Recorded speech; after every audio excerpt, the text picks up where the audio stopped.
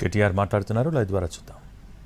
అలా సావధానంగా అన్ని కూడా వారికి వివరించి చెప్పాము, న్యాయం జరుగుతుంది అని చెప్పి ఆశిస్తాము. Thank you.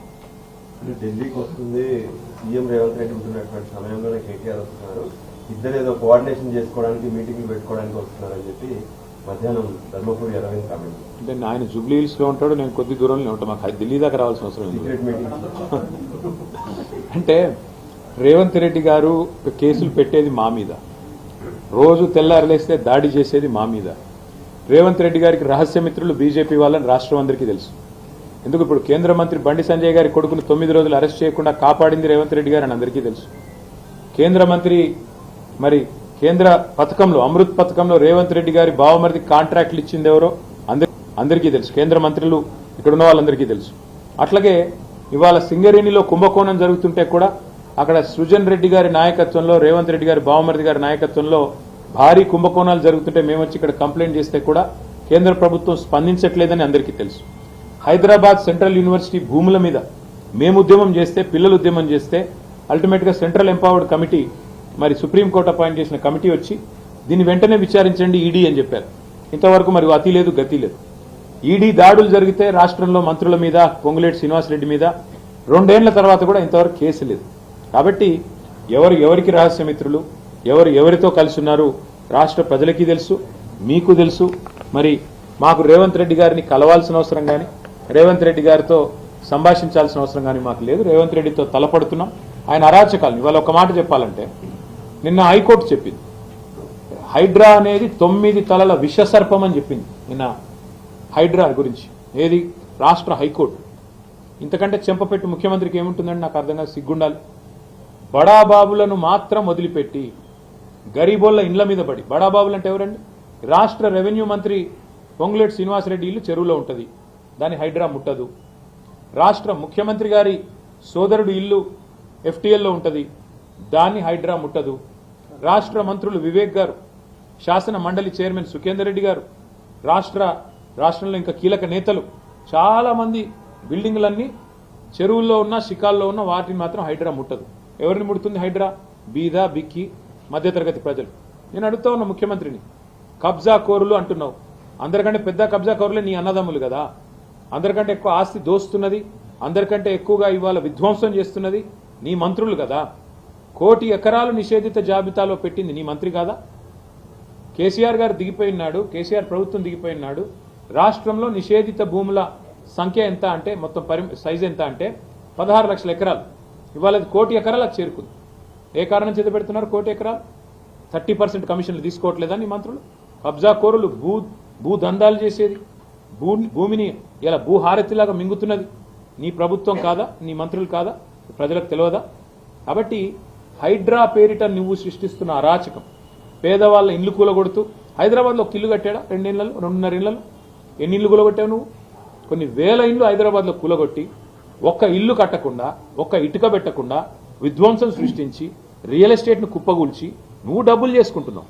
పెద్ద పెద్ద ఈ బిల్డర్లు ఇవాళ చెరువుల్లో ఇల్లు కడుతుంటే, పెద్ద పెద్ద బిల్డింగ్లు కడుతుంటే నీకు కనబడదు, కానీ ఇవాళ పెద్ద పెద్ద మాటలు. అందుకే మేము అనేది హైడ్రా అనేది it has become a blackmailing extortion tool of Revanth Reddy. ఖచ్చితంగా అందుకే మా గవర్నమెంట్ వచ్చిన మొదటి రోజే నిన్న హైకోర్టు చెప్పిన విధంగా దాన్ని ఎత్తి బంగాళాఖాతంలో పాడేసే బాధ్యత మా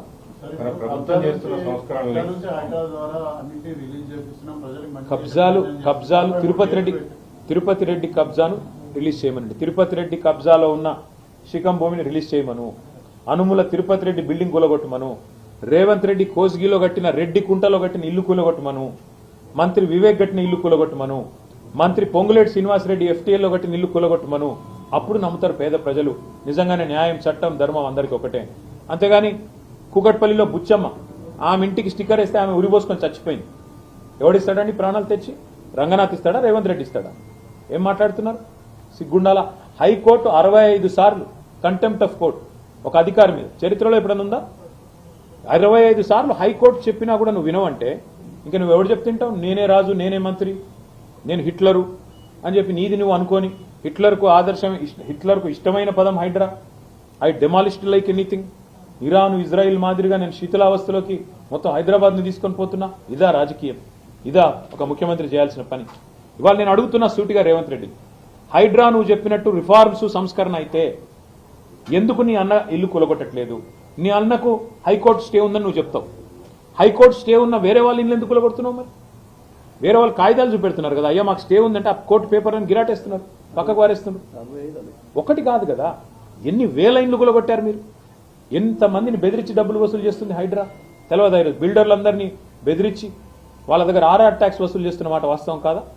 ఒక్కొక్క బిల్డర్ దగ్గర ఇవాళ స్క్వేర్ ఫీట్కి 200 రూపాయలు తోలు తీసి వసూలు చేస్తున్న మాట వాస్తవం కాదా? వాళ్ళు వినకపోతే హైడ్రాను వాళ్ళ మీద గుచ్చుకొలుపుతున్న మాట వాస్తవం కాదా? హైడ్రా అనేది ఒక వేట కుక్కలాగా మారింది రేవంత్ రెడ్డికి. ఆ వేట కుక్కను పంపించి దాన్ని పెట్టుకొని బ్లాక్ మెయిల్ చేసి డబ్బులు దండుకోవడం, అందులో కొంత వాటా రాహుల్ గాంధీకి, కొంత బీజేపీకి ఇవ్వడం. అదే కదా నువ్వు చేసేది.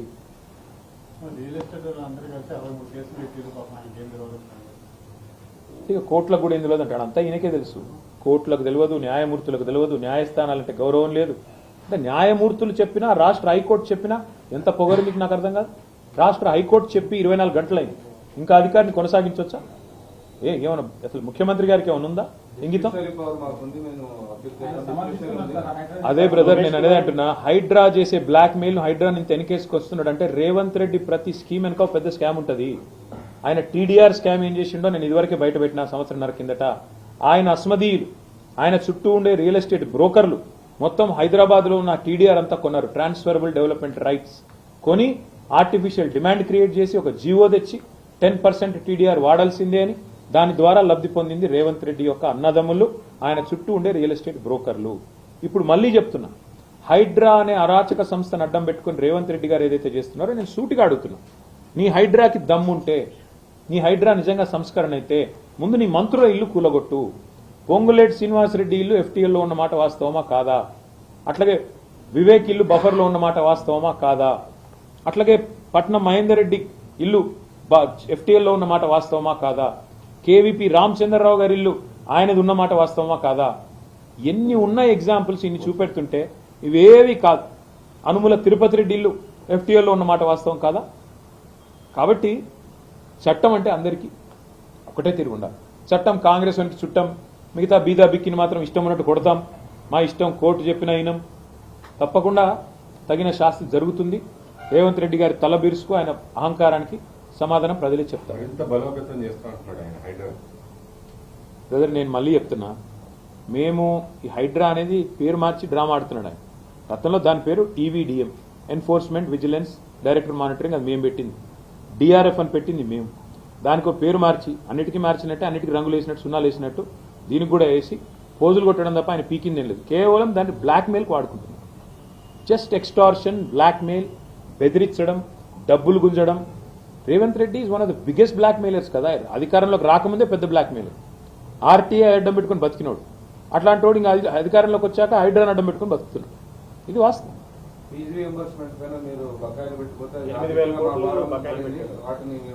శాతగానోడు, అసమర్థుడు, అదంటారు కదా, చెల్లని నానానికి గీతలు ఎక్కువ, శాతగానోడికి మాటలు ఎక్కువ. మేము అధికారంలోకి వచ్చినప్పుడు 2014లో ఫీజు రింబర్స్మెంట్ బకాయిలు లేవా? It's continuous process brother. Previous year బకాయిలు నెక్స్ట్ ఇయర్ కడతాం, అరియర్స్ అంటారు వాటి.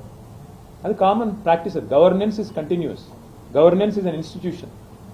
అది వరుసగా ఇప్పుడు మా కిరణ్ కుమార్ రెడ్డి ప్రభుత్వం తర్వాత మా గవర్నమెంట్ వచ్చింది, కాంగ్రెస్ ప్రభుత్వం తర్వాత. మరి మాకు లేకుండానే 4,000 కోట్ల బకాయిలు కట్టినామా లేదా? 10 ఏళ్లలో 20,000 కోట్ల బకాయిలు కట్టినాం. ఆర్థిక వ్యవస్థ అతలాకుతలమైన కరోనా వల్ల ఎక్కడ పిల్లలకు బకాయిలు పెట్టి ఇబ్బంది పెట్టలేదు. అదే మీరు మాట్లాడితే గత బకాయిలు ఉంటాయి కదా, పాత కొత్త గ్రోల్ ఓవర్ కాకపోతే ఏమైతే? మేము అధికారంలోకి వచ్చిన 72,000 కోట్ల అప్పులతో రాష్ట్రాన్ని మాకు అప్పచెప్పిండ్రు. మేము దిగిపోయినాడు 3,52,000 కోట్లు మొత్తం అప్పు. అందరూ తీసేస్తే 72,000 తీస్తే మేము చేసింది 2,80,000 కోట్ల అప్పు. న్యాచురల్గా నీకు వస్తుంది కదా, నెక్స్ట్ ఆస్తి వస్తుంది, అప్పు వస్తుంది. మరి మేము అధికారంలోకి వచ్చినాడు మొదటి నెలలో రాష్ట్ర రెవెన్యూ 4,000 కోట్లు. మేము దిగిపోయినాడు 18,500 కోట్లు. ఆస్తి పెంచాము, అప్పు కూడా కొంత పెరిగింది. కానీ దివ్యమైన రాష్ట్రాన్ని చేతిలో పెడితే నడపడం చేతగాక నోటికొచ్చిన మాగుడు. ఇవాళ ఐటీ రంగంలో ఉద్యోగాలు పోతున్నాయి. సమాధానం చెప్తాడా రేవంత్ రెడ్డి? ఎందుకు పోతున్నాయి? ఎందుకు? నీ ప్రభుత్వమే చెప్తుంది కదా, నేను చెప్పడం కాదు. గవర్నర్ అడ్రస్లో, బట్టి విక్రమార్క గారి బడ్జెట్ అడ్రస్లో మీరే చెప్పారు 9,39,000 ఉద్యోగాలు ఉన్నాయి. మరి 9,46,000 నుంచి 9,39,000కు ఎందుకు పడ్డాయి? మీరు ఐటీ హబ్బులు వాడుకోరు, జిల్లాల్లో మేము కట్టిన వాటిని వినియోగించుకోరు. అవి కేసీఆర్ ఆనవాళ్ళు కాబట్టి జీర్ణించుకోలేరు. మేమేం చేయాలి దాన్ని? తెలంగాణ రాష్ట్రమే కేసీఆర్ ఆనవాళ్ళు కదా.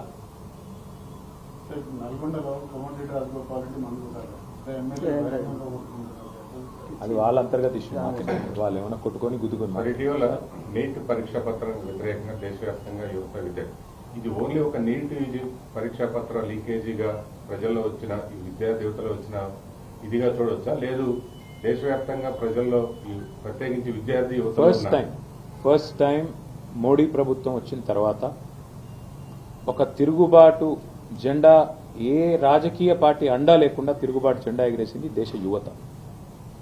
అది నీట్ అనేది కేవలం ఒక ట్రిగర్గా మాత్రమే పనికొచ్చింది తప్ప అంతకంటే ముందే పేరుకుపోయిన అసహనం, వివిధ రంగాల్లో ప్రభుత్వం యొక్క వైఫల్యం వల్ల పేరుకుపోయిన అసహనానికి మొన్న జరిగిన ప్రొటెస్టులు ఒక ప్రతీకగా చూడొచ్చు. మోడీ గారు వారి ప్రభుత్వం వచ్చిన కొత్తలో దేశానికి చెప్పింది ఏమంటే 2022 కల్లా ప్రతి సంవత్సరం 2 కోట్ల ఉద్యోగాలు ఇస్తా అని చెప్పారు. మరి ఇప్పుడు 12 ఏళ్ళు అయింది, ఈ పాటికి 24 కోట్ల ఉద్యోగాలు సృష్టించి ఉండాలి. అది జరిగింటే యువతలో అంత అసహనం ఉండదు, లేదు జరగలేదు. ఇక చాలా రంగాల్లో వైఫల్యం చెందింది కాబట్టి ఇంకా ప్రభుత్వానికి వ్యతిరేకంగా యువత రోడ్లెక్కాల్సి వచ్చింది. ఇందులో ఇంకొకరి వైఫల్యం కూడా ఉంది. ప్రధాన ప్రతిపక్ష పార్టీ అయిన కాంగ్రెస్ అసమర్థత వల్ల కూడా ఇవాళ వారు ప్రజల్ని మోటివేట్ చేయలేకపోతున్నారు, వాళ్ళు ప్రజల్ని ఇన్స్పైర్ చేయలేకపోతున్నారు.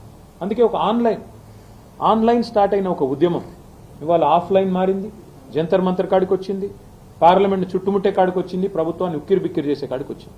అంటే ఈ దేశ యువత కేసీఆర్ గారు 2020 సంవత్సరంలో చెప్పారు, India reacts, India will react जब कभी जरूरत पड़ता है, भारत एक उज्जवल देश है, जब कभी जरूरत पड़ता है भारत रियाक्ट करेगा. నిజంగా కేసీఆర్ గారు 6 ఏళ్ల కింద చెప్పిన మాట ఇవాళ నిజం అని పిల్లలు చూపెడతా ఉన్నారు. సంవత్సరం కిందట నేను బాంబేలో ఒక ఈవెంట్కి వెళ్ళాను. అక్కడ నన్ను అడిగారు, నేపాల్లో జరుగుతున్న తరహాలో భారతదేశంలో కూడా జెన్ జీ ఆందోళన జరిగే అవకాశం ఉందా అని అడిగారు. తప్పకుండా జరుగుతుంది. భారతదేశంలో పిల్లలను పట్టించుకోకపోతే, పిల్లల విషయాన్ని, పిల్లల మనోభావాలను గాయపరిస్తే ఇక్కడ కూడా తిరుగుబాటు వస్తుందంట నవ్వారు, అవహేళన చేశారు. వాళ్ళు ఏం జరుగుతుంది భారతదేశంలో? ఒక్క ఢిల్లీలో కాదు, ఢిల్లీలో జంతర్ మంతర్లో జరుగుతున్న ఆందోళనకు మద్దతుగా దేశంలోని వివిధ నగరాల్లో అగ్గిపుట్టింది. భారత ప్రభుత్వానికి వ్యతిరేకంగా ఇవాళ దేశవ్యాప్తంగా యువత కథం దొక్కుతున్నారు. ఇది వాస్తవం. ఇది దేశ యువతలో నిండి ఉన్న నిరాశ, నిస్పృహ, దేశంలోని పరిస్థితుల పట్ల వారికి ఉన్న అవగాహనకు నిదర్శనం.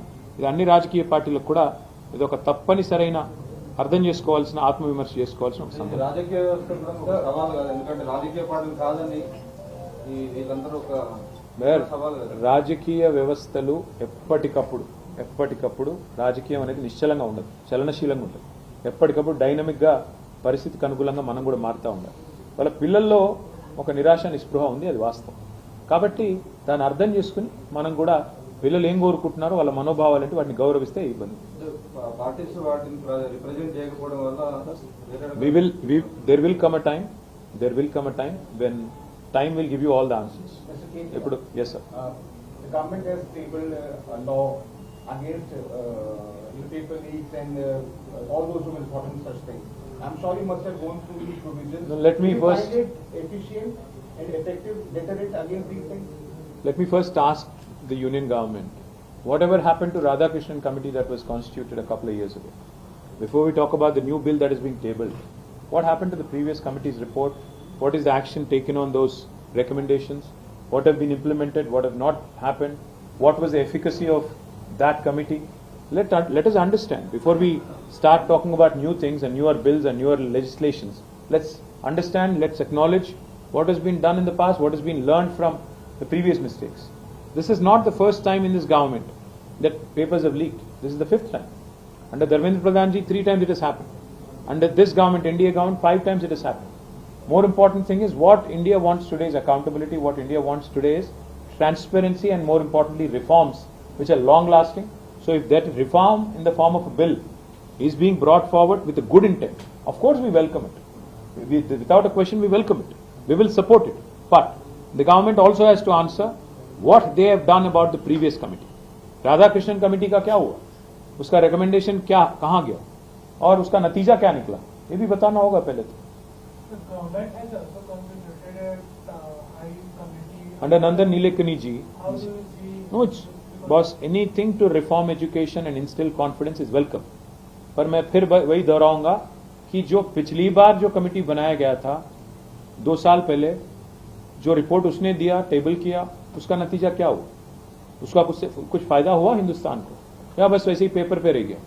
और आज भी जो आप फिर एक बार एक लेजिस्लेशन की जो बात कर रहे हैं, इसका अल्टीमेटली क्या होगा, कैसे लागू करेंगे, क्या करेंगे और क्या कॉन्फिडेंस आप देंगे? वेलकम तो करेंगे नंदन नीलेकनी जी का, क्योंकि वो एक्सपर्ट है, पर ultimately enforcement is important, ultimately accountability is important. We hope while we welcome what the government is trying to do to basically convince the youngsters of this country, enforcement and accountability are more important, and we hope they deliver on that. Centre parliament వర్షాకాల సమావేశంలో మరోసారి మహిళా reservation బిల్ని పెడతారో లేదో చూద్దాం brother, ఎందుకంటే ఇప్పటివరకు అయితే ఎవరికి క్లారిటీ లేదు. పెడితే గతంలో కూడా మహిళా బిల్లుని సమర్థించాము, కాబట్టి కొత్తగా సమర్థించేది ఏమీ లేదు. మేము ఆల్రెడీ బిల్ పాస్ అయింది, ఆల్రెడీ మహిళా బిల్ ఎప్పుడో పాస్ అయింది. వీళ్ళు అనవసరంగా మహిళా బిల్లుని డీలిమిటేషన్ కలిపి గందరగోళం చేసి, వాళ్ళు గందరగోళపడి దేశాన్ని గందరగోళం చేసి, ఎన్నికల్లో లబ్ధి కోసం తమిళనాడులో, వెస్ట్ బెంగాల్లో ఏదో ఆ రోజు కావాలని స్పెషల్ సెషన్ పెట్టి పాస్ కాకుండా చేసి, వీళ్ళు ట్రై చేసినట్టు ఏదో అయిపోయినట్టు గందరగోళం చేసి వీళ్ళే కన్ఫ్యూజ్ చేసిపోయారు తప్ప ఎప్పుడో పాస్ అయింది. 2023లోనే బిల్లు పాస్ అయింది. బిల్లు మీరు సపోర్ట్ చేస్తున్నారు, డెలిమిటేషన్ పెడితే కదా బిల్లు, ఇంకా పెట్టనే లేదు కదా. వస్తున్నారు. వెంకటేష్ గారు మీకు గుర్తుండాలి ఒకటి, 2014లో Andhra Pradesh reorganisation act bill pass అయింది. అందులో ఏముంది, ప్రతి పార్లమెంట్కి అటు ఆంధ్రాలో ఇటు తెలంగాణలో పార్లమెంట్కి 2 అసెంబ్లీ సీట్లు పెంచుతామన్నారు. 12 ఏళ్ళు లేదు పెంచారా? పార్లమెంట్లో చేసిన చట్టానికి దిక్కులేదు ఈ రోజుకి 12 ఏళ్ల తర్వాత. అటు ఈ ప్రభుత్వాన్ని ఎవడు నమ్ముతాడు, ఎవడు నమ్ముతాడు? వీళ్ళేమో మేము పెడతాం బిల్లులో చూసుకోండి 50% ఇప్పుడే రాసుకొస్తా అంటాడు. ఎవరు నమ్ముతారు? బిల్లు పాస్ అయిన దానికి ఇంతవరకు దిక్కులేదు. ఇంకొక విచిత్రమైన విషయం ఏంటంటే, వాళ్ళకి ఎక్కడ అవసరం అక్కడ చేసుకున్నారు. జమ్మూ అండ్ కాశ్మీర్లో డీలిమిటేషన్ చేసుకుంటారు, మరి ఆంధ్ర తెలంగాణలో ఎందుకు చేయరండి? నేను ఇంకొక మాట కూడా అడుగుతున్నా బ్రదర్, మీరు దయచేసి ఇది ఒకటి జాగ్రత్తగా ఆలోచించండి. అసలు అస్సాంలో కూడా చేశారు. అసలు డీలిమిటేషన్ యొక్క తాత్పర్యం, అర్థం ఏంటి, ప్రజలకు అవసరం ఏంటి? డీలిమిటేషన్ ఎందుకు పెట్టారంటే, ఇది ఒక 2 నిమిషాలు వినండి దయచేసి. 1947లో స్వాతంత్రం వచ్చిన తర్వాత రాజ్యాంగంలో పొందుపరిచిన నిబంధన ఏంటంటే, ప్రతి 10 ఏళ్లకు ఒకసారి జనాభా ఎంత పెరిగింది, పెరిగిన జనాభాకి ప్రపోర్షనేట్గా మనం సీట్లు ఎన్ని పెంచాలి అని ఒక క్లాజ్ పెట్టారు. ఇది రాజ్యాంగంలో ఉంది. దాని ప్రకారం 51లో భారతదేశం మొట్టమొదటి సెన్సస్ జరిగిన తర్వాత ఆ రోజు 440 చిల్లర స్థానాలతో మొట్టమొదటి పార్లమెంట్ ఏర్పడ్డది. మళ్ళీ 10 ఏళ్ల తర్వాత సెన్సస్ జరిగింది 61లో, అప్పుడు ఇంకో 40 సీట్లు పెరిగినాయి, 480 అయినాయి. 71లో మూడోసారి సెన్సస్ జరిగింది, మళ్ళీ ఒక 60 సీట్లు పెరిగినాయి, 543 కాడికి వచ్చినాయి. 71లో ఒక నిర్ణయం తీసుకున్నారు 1971లో, ఏమని, జనాభా చాలా ఇబ్బడి ముబ్బడిగా పెరుగుతున్నది, విస్తృతంగా పెరిగిపోతున్నది, దీన్ని కంట్రోల్ చేయాల్సిందే, అందుకే ఇంకొక 30 ఏళ్ళు no delimitation, no seat increase అన్నారు. 71 నుంచి 2001 వరకు ఫ్రీజ్ చేశారు. అందుకే మరి 30 ఏళ్ళు మళ్ళీ డీలిమిటేషన్ జరగలేదు. 3 సార్లు జరిగింది దేశంలో. 2001లో వాజ్పేయి గవర్నమెంట్, ఎన్డీఏ గవర్నమెంట్ ఏం చెప్పిందంటే, మరొక 20 ఏళ్ళు పోస్ట్పోన్ చేస్తున్నాం, దీన్ని ఇప్పుడు ముట్టుకోమన్నారు.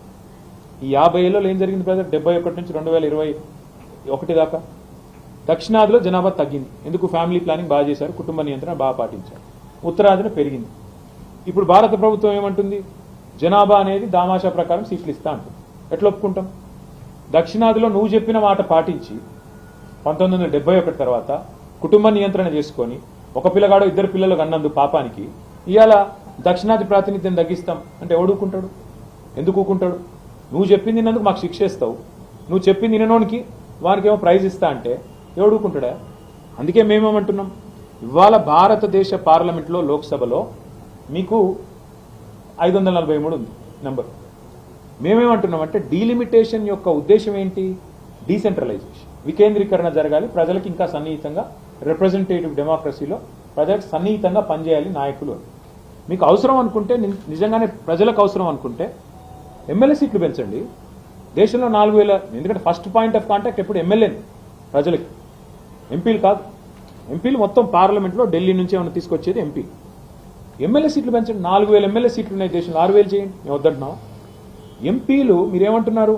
ఎంపీలు పెంచి కేంద్ర ప్రభుత్వం భవిష్యత్తులో కేవలం ఉత్తర భారతదేశంలో ఉండే కొన్ని రాష్ట్రాల్లో ఎవరైతే నెంబర్లు ఎక్కువ వస్తాయో వాళ్ళే మొత్తం కంట్రోల్ చేస్తారు దేశాన్ని అంటే, అది దక్షిణ భారతదేశం గొంతు కోయడం కాదా?